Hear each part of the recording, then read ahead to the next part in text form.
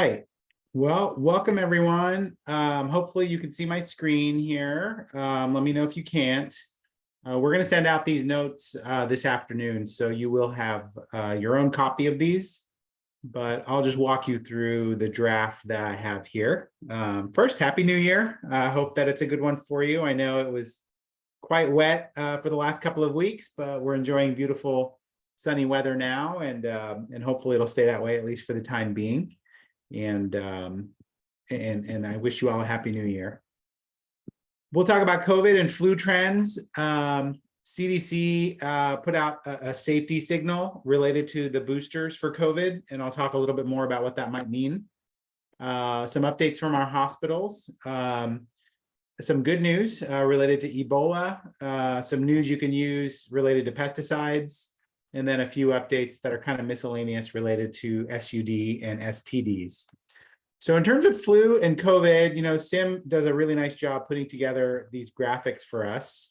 And our case rates per day statewide are going down. All these different colors are actually different regions of the state. And Fresno is kind of paralleling the other regions of this state in terms of we saw a winter surge in December, and the case rates have come down. We have a lag in terms of what that meant for our hospitals, but our hospital COVID numbers are also showing that they're probably peaking and declining, although it's a very early signal here. So it's hard to make much out of that, especially because school just started back up. And we know that school is a way that unfortunately can lead to viruses spreading. And so that may actually lead to either an uptick, or what I predict is it's just going to slow the downhill slope. So we're not going to run downhill as fast as we could otherwise. But that it is what it is. We're watching it.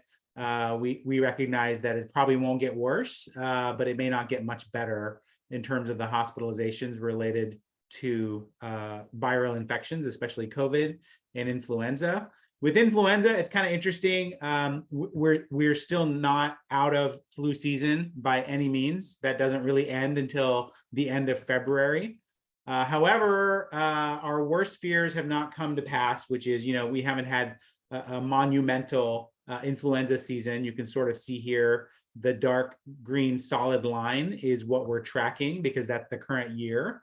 And although there was an early signal that it was just going to take off, it's now come back down. And now this dark green line seems to be either at or below the predicted or the average for the years past. And keep in mind that, masking and COVID restrictions and isolation and things like that, and COVID itself have really caused these models to go haywire, so that we can't really predict what flu is going to do from one season to the next, because all of these different restrictions keep changing, and that really makes it hard to model.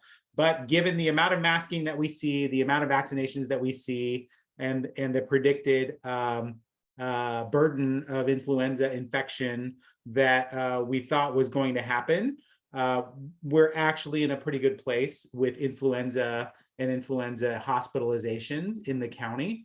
And we hope that it stays that way, although we know, again, we're not out of the flu season yet. Again, this is something else that we're tracking very closely, and that we're working with our hospital partners and looking at the epidemiology across the state and the country very closely. But that's kind of where things are right now. So that's what's going on with the trends. I'll talk a little bit about hospitals in a minute, but you might have heard this week that the CDC put out what they are calling a safety signal, which is an interesting vocabulary, probably not something that we are using every single day in medicine. But this safety signal, basically it represents that, they track a lot of different databases, and they look at immunization rates, but also adverse events from immunizations. And one of the databases called the VSD, which is the Vaccine Safety Data Link, showed a slight uptick in cerebrovascular events or strokes in the 65 and over population within 21 days of the Pfizer bivalent booster. If you read nothing else besides that sentence, you would have, a 5-alarm fire and be very panicked. However, there's no change in recommendations, because you have to read the fine print and all the ways that they've kind of walked this back as a true cause for concern, for the following reasons. First, no other databases, and they're looking at like, countries that track every single vaccine, like Israel, many other databases like the VA databases that are very well kept here in the US, that are also obviously focusing on that older population. And no other databases have demonstrated a similar concern. The level of the signal itself is very small. And in the 65 and over age population, I don't know how to say it any more bluntly, but strokes are not that surprising. And I'm sorry if that sounds callous or, somehow politically incorrect, but it's just not that exciting to see like a little bit higher uptick in strokes in the 65 and over population, regardless of whether or not they got the booster. Obviously, they have a lot of other illnesses that confound this data. And so that's why they're not as panicked as you would otherwise be if you just read that first headline. And that's why they're saying, like, right now, we know that vaccines are working. We know they keep people out of the hospital. They save lives. Overall, the safety and efficacy of vaccines is so great that we're not really going to change course. We just need everyone to know that we are going to do a deeper dive into what we're calling a safety signal. So hopefully that's as clear as it can be right now. I would say stay tuned. I think that this is raising a lot more questions than answers. And I guess that's job security for all of the nerds at the CDC, but they have, a big task ahead of them to try to explain what this means. And so we're just waiting for them to try to give us more answers. And I'm going to just share all of this that you can read on your own time about, some of the talking points that are being shared by the CDC and the state health department. But they basically are all saying exactly what I just said, is that we're not changing the current routine vaccine recommendations based on this. It's not showing up in other safety monitoring systems, and we'll continue to share information. And there's a federal statement, a state statement, and I think we're still talking about whether we're going to do a local statement. I guess this sort of is it. And if we hear about any other questions or comments or updates that we need to make, then we will. But that basically summarizes what they found. And, you may ask, have we found any local signals about this? And I haven't been told of any local kind of links to cerebrovascular accidents. And so I don't have any kind of local information to say, how much of this signal was generated from our locality or even our state.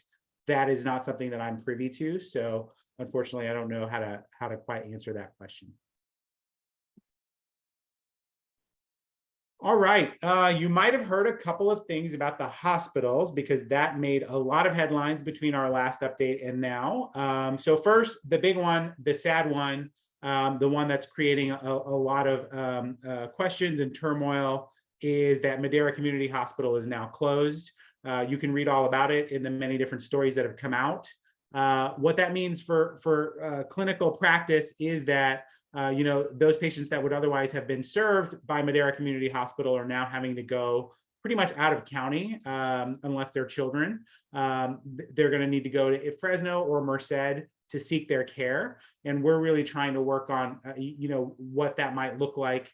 There's primary care involved, there's acute care involved, and all of that is being worked out. There's actually a town hall today organized by the Fresno Madera Medical Society. So thank you to Stacy Woods and Dr. Reutman and the rest of the Medical Society for hosting this really important town hall to discuss these issues. It's going on today, later this afternoon, and it's basically linked for you right here in item E.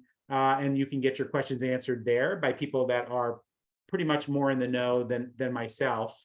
All I can tell you is that all of our hospitals were already impacted due to chronic staffing, bed capacity challenges, the winter respiratory season, and everything else that really challenges our healthcare capacity. And this just made things, that much worse. And so because of those reasons, both counties, Fresno and Madera counties, declared emergencies related to healthcare capacity. And you probably read about that. And those are ongoing discussions where we're really tracking what's going on so that we can answer our leaders and really make future plans about what happens next. especially in the short term. And hopefully there's some good news in the long term, but that's something else that we're still waiting to hear about whether, there is going to be a more permanent solution to this issue. Please advise your patients and the families, whether they were seeking care in Madera or not, that all hospital care is severely strained. You're going to expect long wait times, decreased bed and service capacity. They're doing the best that they can, but we really need to all work together to keep people out of the hospitals as much as we can. And if they absolutely have to be at a hospital, to advise them that things are going to be very strained there, so that they have, I think, realistic expectations whenever they're going in to seek care at the hospitals. And I'm happy to hear from you either online or offline if you have any comments to make about that issue. All right, with Ebola, there's actually some good news. The outbreak that everyone was watching, the whole world was watching, has actually been declared over. And that's just because 2 incubation periods for the Ebola virus disease have passed. And people from Uganda are no longer considered higher risk if they're traveling to other regions. So that high risk surveillance and monitoring program, which was in place, and which Fresno County was also participating in, because we had some people that had traveled from that region coming into our county, that has actually been closed. And the CDPH actually sent out a little memo that more than 1,000 travelers were actually monitored, usually in their own home, to make sure that they didn't come down with any fevers or other symptoms of Ebola, which would necessitate a higher level of workup. And so no traveler was deemed higher risk for Ebola virus disease, either based on their clinical history or their symptoms. And so this program was discontinued. And so this is hopefully one less thing that will keep you up at night, is what are you going to do whenever one of these patients comes walking into your clinic or your hospital? That's really no longer a realistic scenario, based on the fact that the WHO has declared that the outbreak is over and they're not expecting any more cases at least for this outbreak. Pesticide safety messages. So this is something that's a little bit fun for me because I'm a toxicologist, but I'm actually helping the state with an advisory group just to see, how can we share good messages among all the different agencies that work with pesticide safety. And what the state has done, this group called OEHA has actually taken all of our input and created a really nice set of videos. And I think they're going to create even more. So the first 2 of these videos that they've come up with, I've actually shared with you. They're on YouTube. One is about agricultural workers in general and pesticides that they might be encountering in their work. And the other one is about pregnant women who happen to be agricultural workers, or maybe they're married or living with someone who's an agricultural worker, and they would be therefore exposed to pesticide residues, et cetera. One is a 5-minute video. The other one is a 3-minute video. Definitely worth watching. It's for clinicians who do primary care, who are not toxicology experts, but who still are treating agricultural workers that may be exposed to pesticides.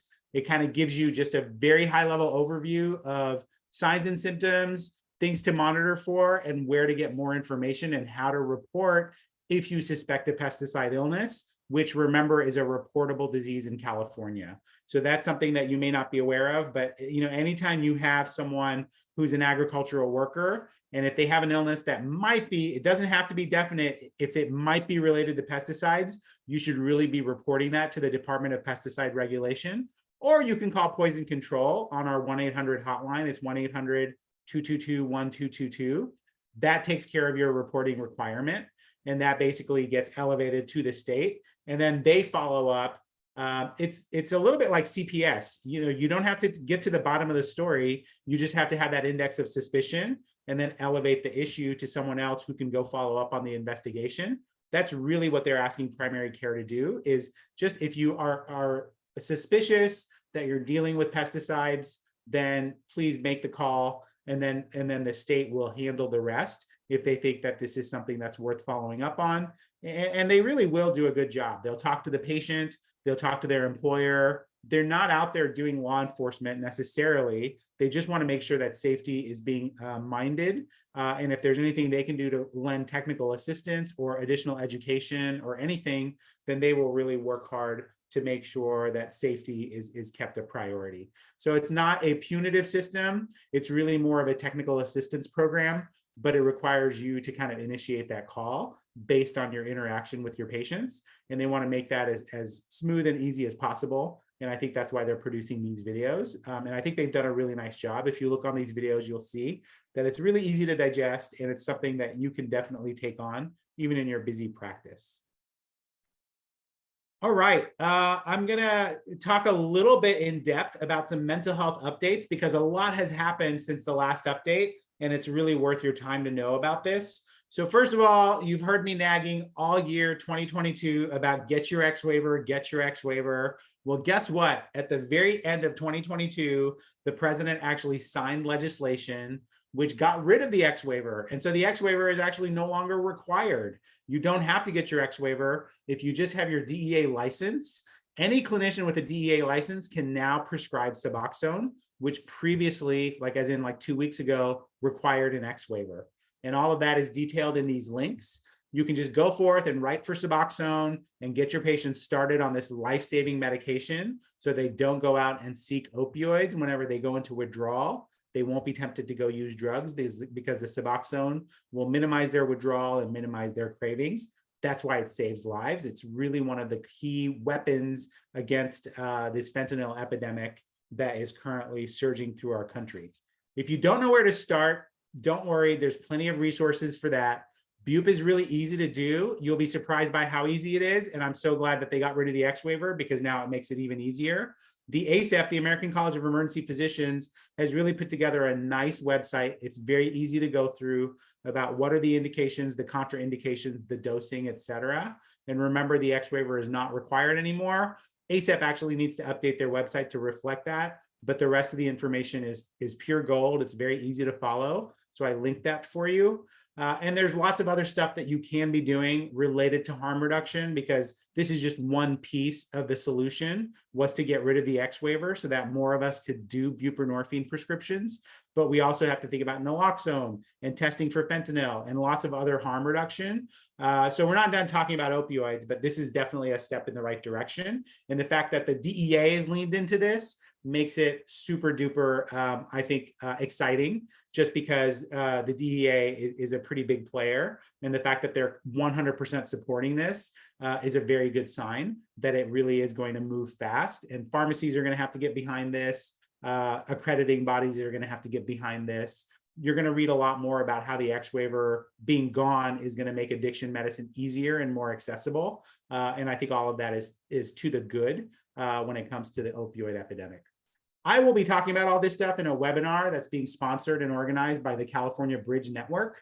So just as a shameless plug, I added that in as a something that you can tune into tomorrow at 1 p.m. And this is just basically just trying to think long-term about where do we go next now that the X waiver is gone, but fentanyl is still here. And this other stuff called xylazine, which you may or may not have heard of, is now contaminating the drug supply. Like, what do we actually need to worry about and plan for in 2023? That's what this webinar is going to talk about. And it's tomorrow. It's myself and a couple of my other colleagues with the Bridge Network, just talking about the current and future landscape of the opioid epidemic in California. And you can register there at that Bridge website. Susan Holt, the director at Behavioral Health, actually shared a really nice opportunity from University of California, Irvine, which is actually sponsoring a 1-year fellowship. It's not an accredited fellowship and you could do it remotely, but they're still calling it a fellowship. And this is for working primary care doctors to kind of get an addiction medicine training, by spending a few weekends and just a couple of lunch hours every month, learning about how to do addiction medicine better. So for those of you that are motivated to really lean into this and make this a niche area that you can get trained in, this is a way to invest in your own career. I really think that it's a great way to get better trained about addiction medicine without having to relocate. And there's even scholarships available for those that can't afford the tuition, which is about $15K. So look into this opportunity. I think if you're motivated to do it, it's absolutely the right step for you and your career. And I just wanted to share that because we definitely need more addiction medicine folks here in Fresno County, and we want to do whatever we can to support this extra training that UC Irvine is offering. And finally, I have to just note the fact that the weather itself is creating a lot of mental health stress. You've heard me talk before about how climate change is going to cause a lot of changes in our environment and how that itself can cause mental stress. You might have felt some of that during these periods of heavy rains and watching flooding and people's properties and lives get so disrupted by all of these different environmental events. And obviously our patients are dealing with the same stresses and then even more that they have to deal with in their own lives. And at the national level, a disaster distress helpline has been set up. So this is to help people that are dealing with natural or human-caused disasters and those that are kind of undergoing emotional distress. It's a new concept called psychological first aid.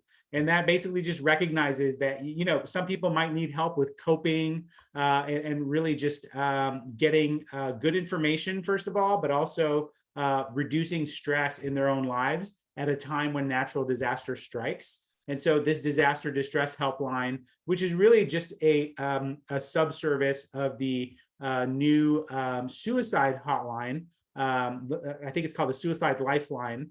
But basically, it's staffed by trained counselors, and they're going to talk people who are in crisis related to natural disasters about how they can be helped.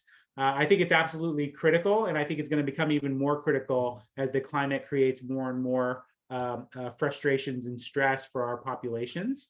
So I just wanted to share that this is happening. It's worth looking into and certainly worth maybe going to this website, printing out some flyers and sharing with your patients who are expressing a lot of distress related to climate, because this is just one more way that climate is going to make healthcare a little bit more challenging and something that we are going to have to address moving forward. And lastly, my team and I are going to prepare a more formal advisory, but this is so important that it just can't wait for anything more. And I just wanted to share this with you. We are going in absolutely the wrong direction when it comes to syphilis diagnosis and really lack of diagnosis in Fresno County. So, as you know, this is a reportable disease. Our epidemiology team looks at these surveillance reports year after year, really on a monthly basis, but especially on an annual basis. And let me just share with you what happened in the last 4 or 5 years. So congenital syphilis, typically the yearly totals are given here in the second column, runs, it had been in the 60s in 2017, then it dropped into the 30s and down into 28, which was our best year was 2020. But then probably because of the pandemic and some of the services that were shuttered during the pandemic, the number started to climb and then they've jumped. So now we're up to 44 cases of congenital syphilis, which is a lifelong and truly tragic outcome. And that's absolutely the wrong direction for our county to be moving in. And then the general syphilis rates are just as bad. Our worst year before this one was 2017, where we had upwards of 1,500 cases. We really did a lot to improve that number down into the 1,000. It even went under 1,000 in 2020, but then it's climbed back up, and now it's even higher than it was in 2017. And that is just so sad to see, because this is such a treatable and easily testable disease. Almost every clinic can get a test done on a woman or man who is at risk.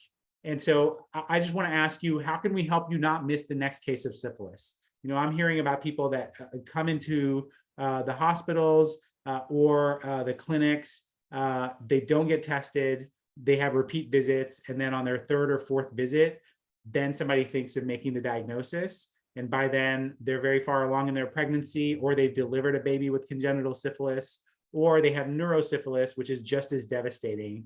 So these are all really preventable complications, and we all need to do better. So I'm urging you, please think about syphilis, think about testing for it. And as soon as you identify that someone is either at risk or has the disease, treat them. It's super easy to treat most patients with just one shot of ceftriaxone. You can even use penicillin. And it's not hard to do. If they're allergic, There's definitely alternative medication regimens that you can find or that we can help you with. It should not be hard to treat syphilis. This is something that is so sad to see that our numbers are going in the wrong direction. And like I said, we're going to put out a longer advisory, hopefully not so long that people don't read it, but we're going to put out a longer advisory with all of this information and more and links about what to do. But an advisory is just that. We can't really do anything at the bedside where you practice. And that's where we need your help, is we need you to tell us, how can we help you so that we can be partners on this, so we can make this go in the right direction. I absolutely feel like we can. I'm very optimistic that we will, but we need your help and we need your advice. And most of all, we need your partnership in making this curve bend back the way that it needs to. So I'll end with that, and just we'll share these notes out, and I'm happy to take questions or suggestions or comments and reflection from all of you. Thank you for your partnership. I know that it's been already a busy first month of the year, but we're very optimistic about how much progress we feel like we can make this year, because we have all of you as partners, and we have a lot of great ideas about what to do, not only for syphilis, but many other public health threats that our population faces. Thank you very much.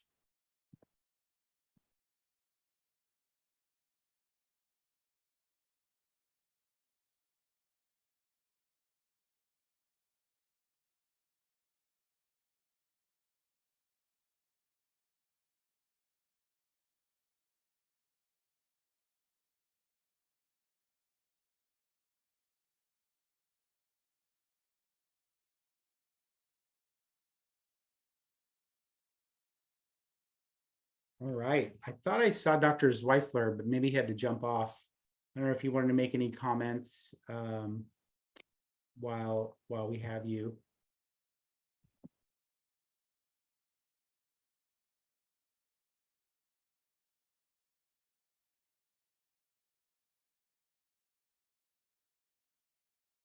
Any other questions or comments?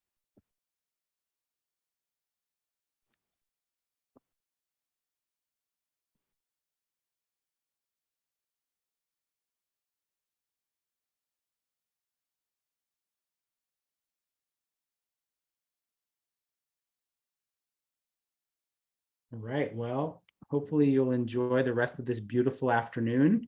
Remember to catch the town hall today from the Fresno Madera Medical Society. We'll try to share that link with you for those of you that need it. And remember the webinar for tomorrow that I'll be participating in, and lots of other stuff for you to read as soon as you get these notes, which we'll send out this afternoon. Thank you all very much. Really appreciate all of you. Take care and stay safe. Thanks, Dr. Vohra. Thank you.